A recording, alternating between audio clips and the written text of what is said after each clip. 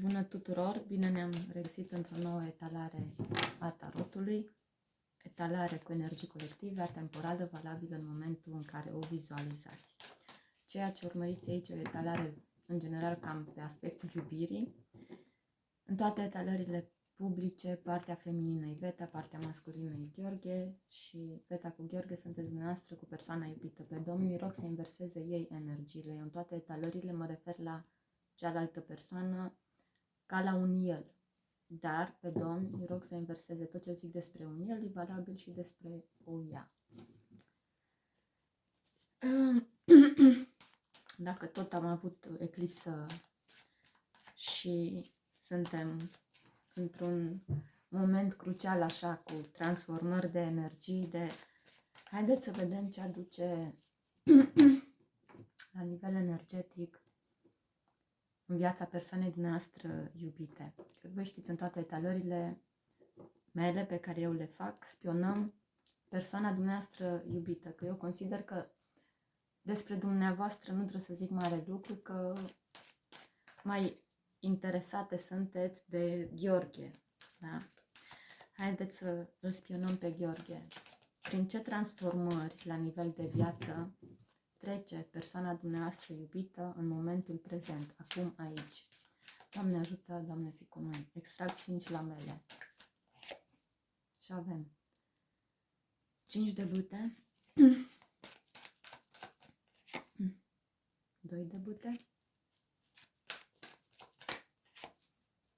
2 de spade, 9 de spade și 3 de cupe. La baza citirii, 5 de pentagrame. Prin ce transformări trece persoana dumneavoastră iubită? 5 de bâte lângă 2 de bâte. În 5 de bâte, persoana dumneavoastră iubită poartă o luptă cu o altă persoană. Poate cu dumneavoastră, poate cu o altă persoană din viața lui. Folosesc Arcanum Tarot. În Arcanum Tarot, 5 de bâte nu descrie energia cărcotacilor radioșanți, ci descrie lupta pe care o poartă persoana pentru care dăm în tarot, da? Cu o altă persoană din viața lui, din viața ei. 5 de bâte zice că nu-i pe aceeași lungime de undă, nu face parte din același film și din același scenariu.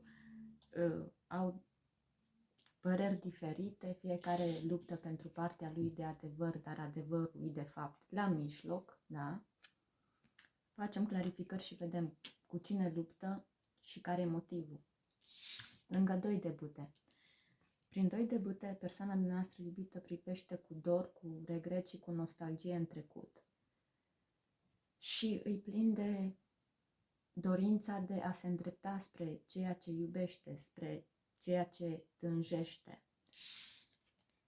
Dar are un blocaj. 2 de spade e cartea blocajelor, îl umple de frici, de nesiguranță. 2 de spade zice că persoana dumneavoastră iubită trebuie să facă o alegere între dumneavoastră și o altă persoană din viața lui, dar momentan e paralizat de frică și e indecis, nu știe ce să aleagă. 2 de spade e ca un pas în necunoscut. Conștientizezi că la nivel de viață treci prin transformări cruciale, știi că trebuie să faci o alegere de care depinde pe mai departe destinul tău, e energia aia cum îți așterni, așa adormi, dar e o carte a fricii, o frică profundă. 9 de spade și 3 de cupe. 9 de spade înseamnă insomnii, înseamnă nopți albe. 9 de spade înseamnă anxietăți, păreri de rău, sentiment de vinovăție. În 9 de spade nu te aduce nimenea. În 9 de spade te aduc propriile tale acțiuni, modul în care îți trăiești viața, deciziile pe care le iei tu la nivel de viață. Și 9 de spade e lupta pe care o dai tu cu tine. Cel care intră în energia asta poartă lupte el cu el.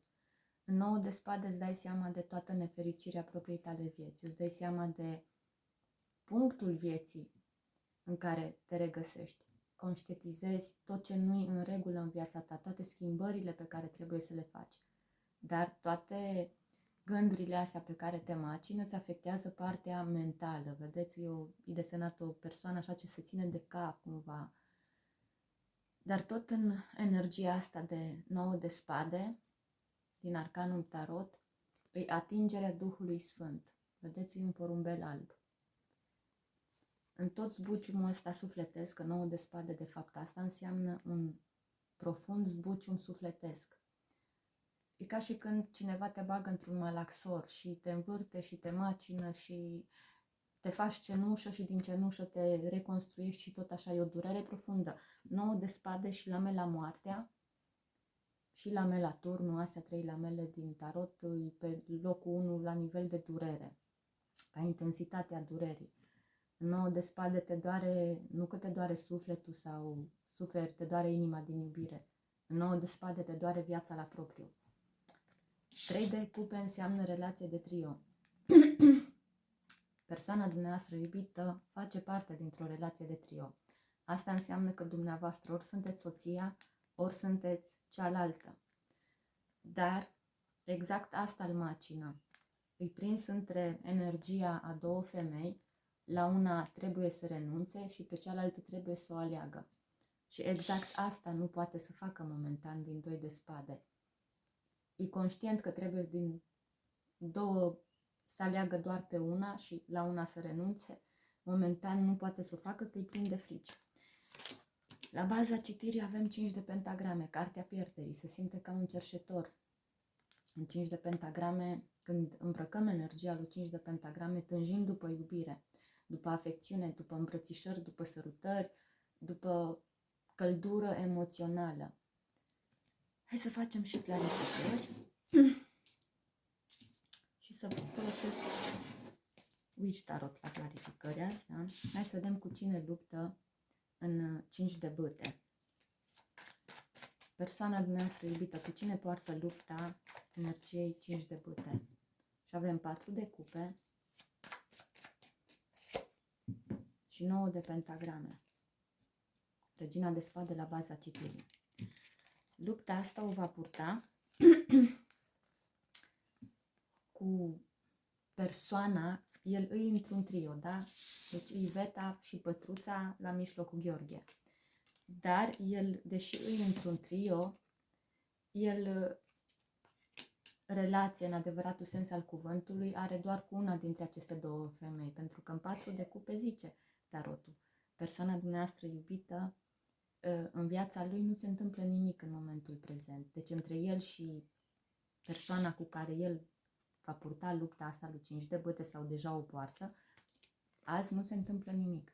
Și în tot acest nimic, el își dă seama că în viața lui există o persoană pentru care el merită să lupte. Și pentru ce luptă el? Pentru independența lui. 9 de pentagrame, cartea Burlacul, Burlăcița. Deci persoana noastră iubită luptă cu persoana oficială din viața lui pentru a-și recăpăta independența. Iar la baza citirii avem Regina de spade. O femeie rece, distantă, insensibilă. Din 5 de pentagrame ai nevoie de emoționalitate, de pasiune, de dorință, de tandrețe, de iubire. Nu ai nevoie de distanțare,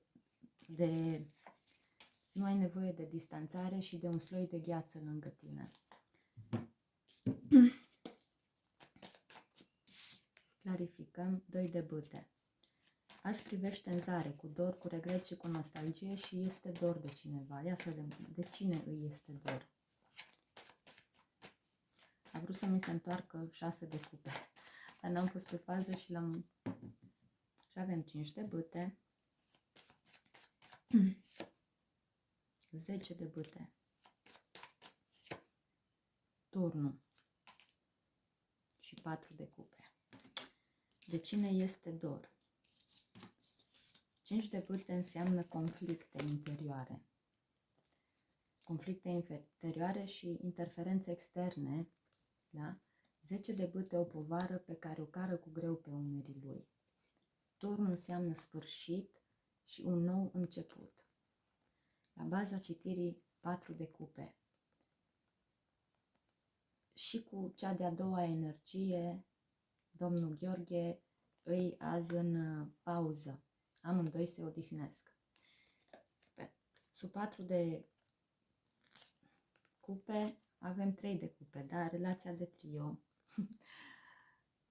5 de bâte înseamnă influențe externe între cei doi, da? Asta a dus la povară, greu de cărat pe umerii unuia dintre ei doi.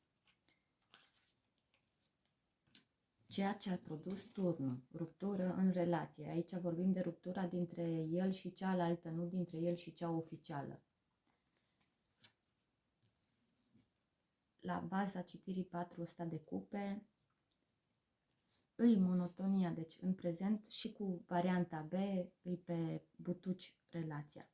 Dar faptul că relația e pe butuci, îi o povară pe care el nu poate să o care pe umerii lui.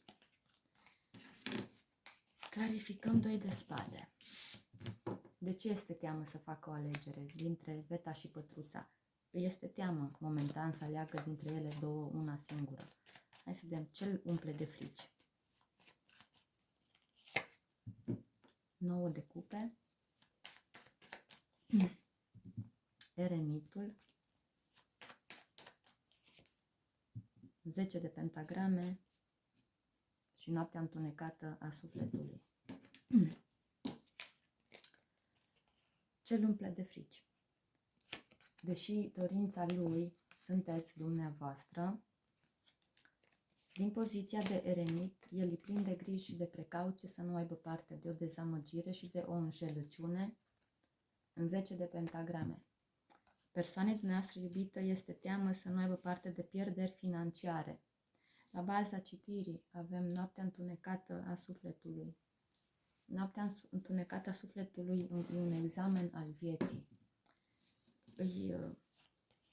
Inventarul vieții. Dacă iubiți persoana asta, dați-i timp. Nu-l presați, nu faceți presiuni, nu-l obligați să ia decizii așa la foc automat, că în energiile joase în care îi, că în 2 de spade, în 9 de spade, în noaptea întunecată a sufletului, trebuie dat timp timpului.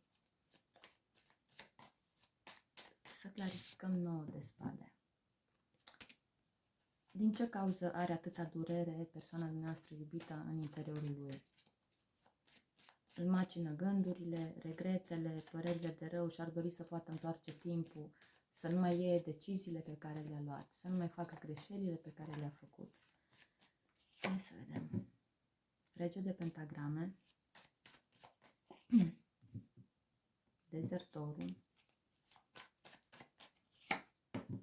2 de spade. Hai să mai pun 2 lamele să-mi vină complet mesajul. Marea preoteasă și puterea. 7 de bâte. De ce are zbucium sufletesc și așa multe regrete și așa energie joasă?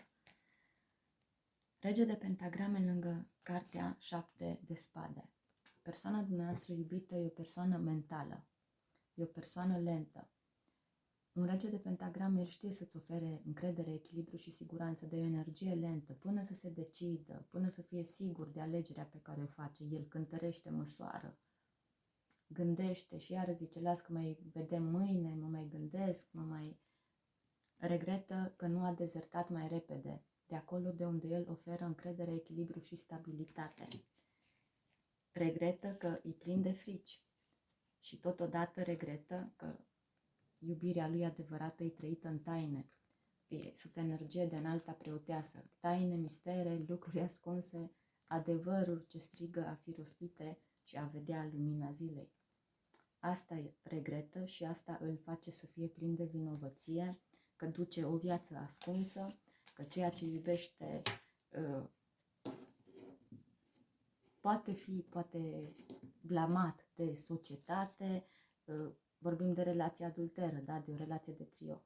Vorbim de o persoană ușor tradiționalistă, ce se ghidează după dogme, după tradiții, după cutume, că are mustrări profunde de conștiință.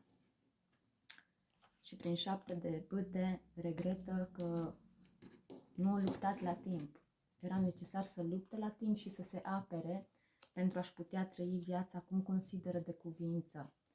Dacă ceva în viața lui necesită închidere, să fi avut la timp puterea să o facă, asta regretă. Clarificăm 3 de cupe. Relația voastră de trio. Și indiferent cine ești tu, cea care mă asculți, că ești persoana oficială sau ești cealaltă, pe tine, cea care mă urmărești, hai să vedem ce sentimente are față de tine persoana iubită. Indiferent că tu, cea care mă asculți, ești soția sau tu care mă asculți, ești amanta. Pentru tine, ce sentimente are? Ce însemni tu pentru el? 5 de spade. Rege de pentagrame. Eremitul, temperanța și 8 de cupe. La baza citirii Rege de cupe. Ce simte pentru tine, ce însemni tu pentru el? 5 de spade lângă Rege de pentagrame momentan are blocaje în a-ți oferi o relație oficială și stabilă. 5 de pentagrame de spade zice că momentan relația voastră nu trece la un alt nivel. Și avem eremitul, temperanța și 8 de cupe. Eremitul înseamnă pusnic. Aici și dacă vorbim de un bărbat căsătorit, e singur în doi. E căsătorit în acte, că el e pusnic, e eremit. Pusnicul nu are soț, nu are soție. Deci, repet, și în cazul în care vorbim de o persoană căsătorită, el cu soția sunt verișori primari, frați gemeni. La nivel de cuplu nu se întâmplă nimic între ei. Știți la ce mă refer. Și avem temperanța lângă 8 de cupe. Persoana asta se temperează în a nu pleca și a nu lăsa în urmă o casă, o familie. Momentan se temperează, e foarte cumpătat. La baza citirii Rege de cupe, te iubește, dar Rege de cupe nu luptă pentru ce iubește. Deci cel puțin în viitorul apropiat nu o va face, nu va lua decizia încât să-și ordoneze viața. Că e necesar să aleagă între tine și partenera oficială din viața lui, dar momentan se temperează în energia de echilibru și tânjește să aibă echilibru la nivel de viață, dar 8 de cupe e dorința de a pleca și a lăsa în urmă o casă și o familie. Pentru asta se temperează momentan. Clarific baza citirii 5 de pentagrame, cartea pierderii. Să vedem. Cartea pierderii. 9 de spade, steaua, luna, 10 de spade și cavaler de bâte. La baza citirii 5 de cupe. De ce îi în 5 de pentagrame? De ce se simte ca un cerșetor și simte o pierdere? Și avem 9 de spade, steaua și luna. 9 de spade, nopți nedormite, anxietăți, depresie, vinovăție, regrete. Steaua e cartea speranței. Pentru persoana asta, dumneavoastră sunteți o speranță. Speranța unui vis. Dar și sunteți un vis împlinit. V-a avut deja. Luna. Luna înseamnă mistere, lucruri ascunse, lucruri făcute pe furiș. Sunteți secretul vieții lui. Voi ați avut o iubire trăită în taină, ca doi proscriși. Pentru el, faptul că v-a întâlnit a însemnat finalul suferințelor. 10 de spade îi apogeul durerii, dar și finalul suferințelor. El grande sfătadores, cavaler de bâte. Relația voastră e tip amanți, dar e o relație plină de pasiune, plină de iubire, plină de durere și de zbucium sufletesc, dar e tipul de relație care l-a făcut să se simtă viu și a reaprins în el speranța că poate încă să iubească și încă merită să fie iubit. La baza citirii 5 de cupe. Plânge cupele vărsate ale iubirii. Cine ești tu? Ești o regină de cupe. Ești o femeie matură, iubitoare, blândă, înțeleaptă. O femeie care prin tot ce a trecut prin viață a învățat din toate lecțiile la care viața a supus-o și întotdeauna ați știut să-i dați sfaturi utile de viață, ați știut să-l înțelegeți, ați fost plină de empatie și de compasiune și de iubire față de el. Hai să... Sunt la minutul 20, mai stau 10 minute. Hai să vedem cine-i Gheorghe. Cine-i Gheorghe? O mică descriere a bărbatului pe care îl iubiți sau a femeii pe care o iubiți. Tot ce zic despre Gheorghe puteți inversa energiile și valabil și despre Veta, da? Cine îi Gheorghe? Și avem As de spade, Steaua, Justiția, Moartea, Împărăteasa, Marea Preoteasă și încă o carte, Diavolul. La baza citirii 2 de spade. Cine îi Gheorghe? Vă fac așa un mic rezumat, o descriere. Gheorghe sau Veta, da? Inversați energiile. Persoana iubită, cine îi? Și avem așa, As de spade, Steaua, Justiția, Moartea, Împărăteasa, Marea Preoteasă, Diavolul și 2 de spade. Asul de spade lângă Steaua. Persoana pe care dumneavoastră iubiți e o persoană care în momentul prezent trebuie să caute soluții la problemele vieții lui. Soluții necesare pentru a putea trece peste toate obstacolele din calea lui.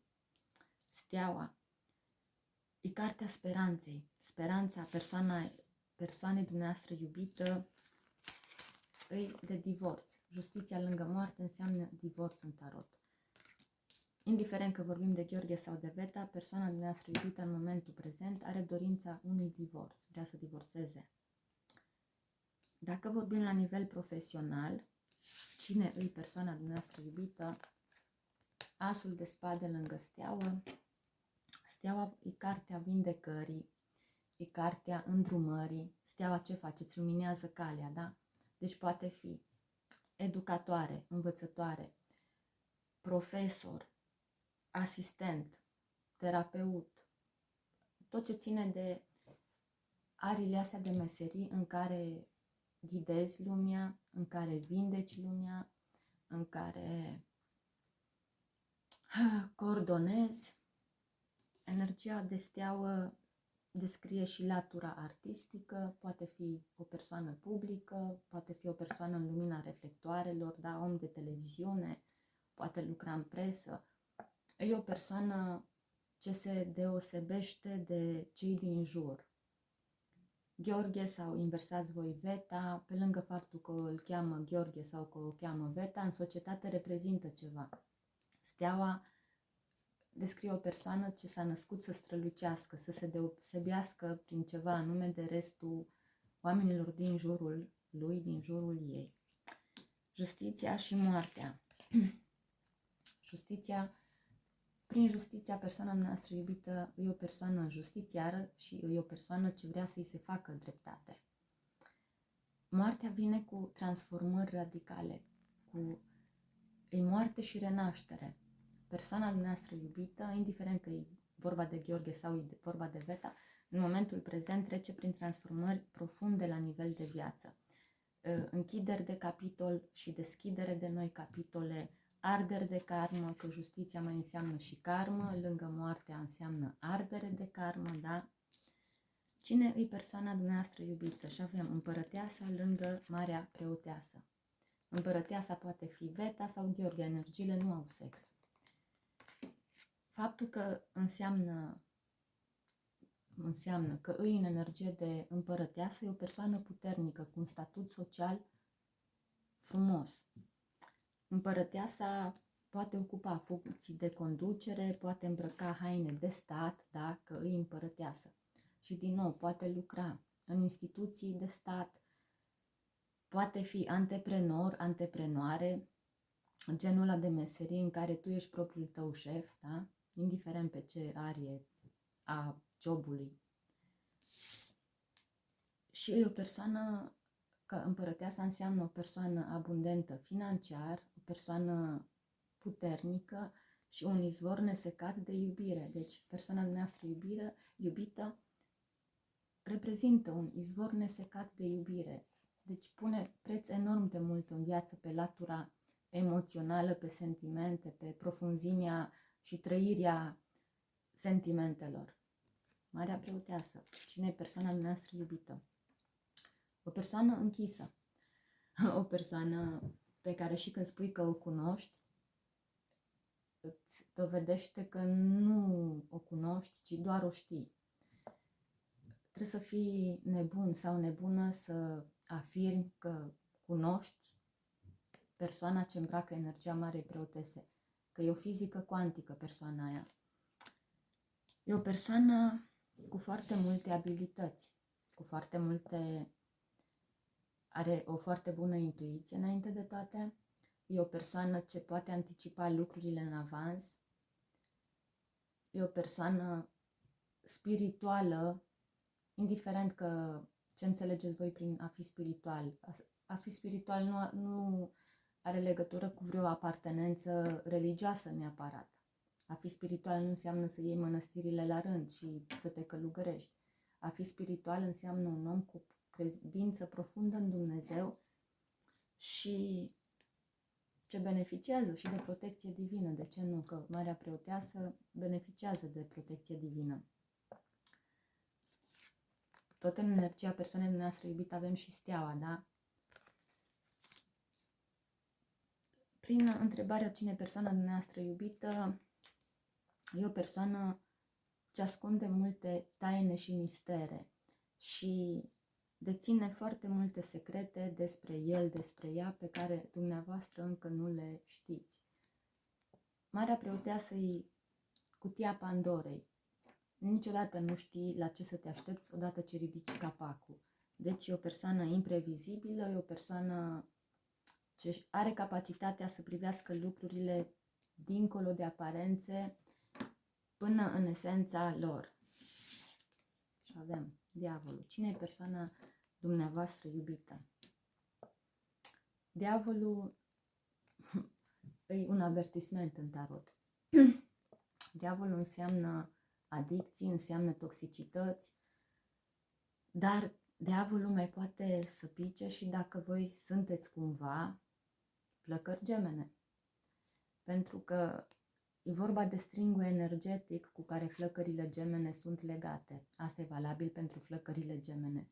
Și atunci nu trebuie să o luați ca pe o avertizare că e ceva firesc să pice diavolul la indiciu de flăcări gemene, simplu fapt că sunteți legați unul de altul prin acel string energetic. Dar dacă nu sunteți flăcări gemene, atunci diavolul îi avertizare cu roșu în tarot, că ceva îi ne la locul lui în viața persoanei noastre iubite.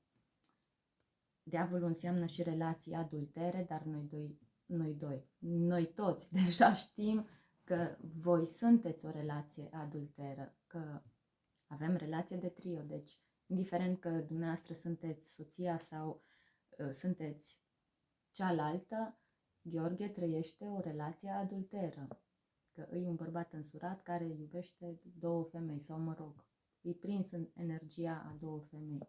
Diavolul înseamnă gelozii, înseamnă adicții, poate avea probleme cu consum excesiv de alcool sau de substanțe interzise sau adicții de natură sexuală sau cu jocurile de noroc. Dacă nu e o persoană ce se luptă cu adicții, poate avea probleme de natură mentală, poate fi narcisist, poate fi bipolar, poate avea psihopatie, o grămadă de boli de natură psihică, dar nu vreau să intru în atâtea detalii că mă încarc eu energetic și nu-mi plac astfel de etalări. Diavolul, ținând cont că avem etalare de trio, hai să ne rezumăm doar la faptul că sunteți o relație adulteră și de asta a picat diavolul în citire. La întrebarea cine e Gheorghe, cu ce se ocupă. Dacă sunteți flăcări Gemene, Gheorghe e persoana prin care sunteți legate de un string energetic. Și dacă nu sunteți flăcări Gemene, ne rezumăm la faptul că sunteți relația lui adulteră. 2 de spade. Cine e Gheorghe? O persoană, sau Veta, da? Inversați energiile. O persoană ce se auto-sabotează. În 2 de spade nu te sabotează nimeni. O faci singur sau o faci singură. Te sabotezi. E autosabotaj. E o persoană ce îi este teamă să facă o alegere decisivă. E o persoană ce are nevoie de timp. E o persoană care trece prin transformări profunde. Dacă cineva i-ar măsura intensitatea durerii prin care trece, ar fi echivalentă cu travaliul de naștere prin care trece femeile când urmează să nască. Avem noroc că durerea sufletească, când ne doare sufletul, nu ne văităm, că altfel ar urla lumea pe străzi ca din gură de șarpe. Indiferent cine sunteți, că sunteți soția sau sunteți amanta, părerea mea e că, ca și energie, Gheorghe e un om cu un suflet frumos, e un om care tânjește să ofere iubire și să aibă parte de iubire. Și orice om de pe pământ, că e bărbat, că e femeie, are dreptul să iubească și are dreptul de a fi iubit. Ce nu-i corect într-o relație de trio? Relația în sine, că în momentul în care nu mai ești fericit într-o relație, ideal ar fi să pui punct, să stai la masa tăcerii de vorbă cu soțul, invers cu soția, da? Și să vorbiți așa de la suflet, să vă întrebați ce anume vă mai ține într-o relație moartă. Copiii, averia, bunurile materiale, că mult mai în regulă ar fi să fiți sinceri cu voi înșivă, că într-o relație de trio niciunul nu-i fericit. Într-o relație de trio sunt 3 victime. Soțul, soția și amanta, sau soțul, soția și amantul. Când o relație nu mai funcționează, alegeți varianta divorțului și rămâneți prieteni, încercați de dragul copiilor să fiți cei mai buni prieteni și trăiți-vă viața în adevăr, nu în minciună, nu în taină. Pentru că ce trăiți în taină e sinonim cu durerea. Vă pupă mari. Asta a fost citirea serii. N-am făcut cu tematică, ținând cont că astrologic suntem într-un moment wow. Da, sunt ferm convinsă că colegii și colegele ce se mai ocupă cu tarotul ori făcut cu tematică, așa că mie îmi place să fac așa etalări care sunt valabile în orice moment. Îl găsiți videoclipul pe YouTube, nu cu valabil doar în ziua respectivă. De aia fac etalări atemporale, valabile și peste 10 ani. Vă pup pe suflet și să ne vedem cu bine tura viitoare. Seară faină tuturor!